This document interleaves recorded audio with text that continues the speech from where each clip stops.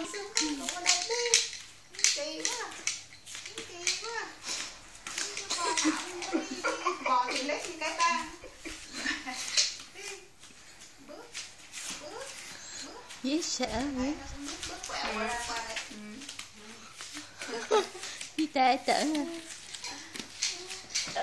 đi ra, đi ra, đi ra, đi ra. Yeah. Không chịu.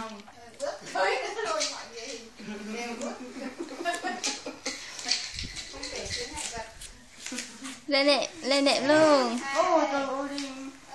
Không kể chướng ngại vật đi trên mọi địa hình. Bước cao. Đủ kiểu.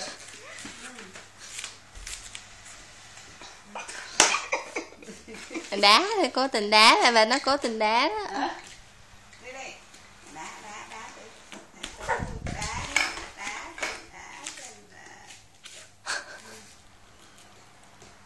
đá quạt.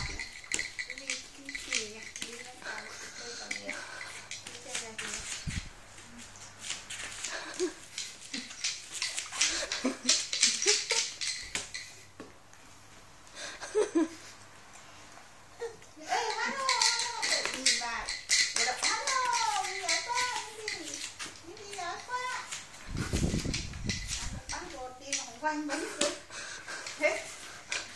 Hai chén bột rồi á. Nè.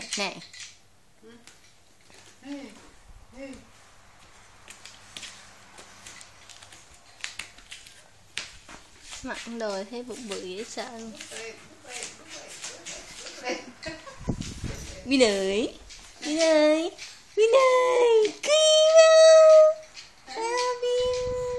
mẹ chưa?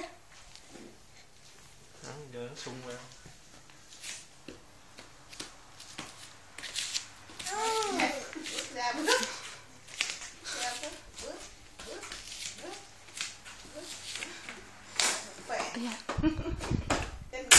Ôi trời, đá kìa. Rồi.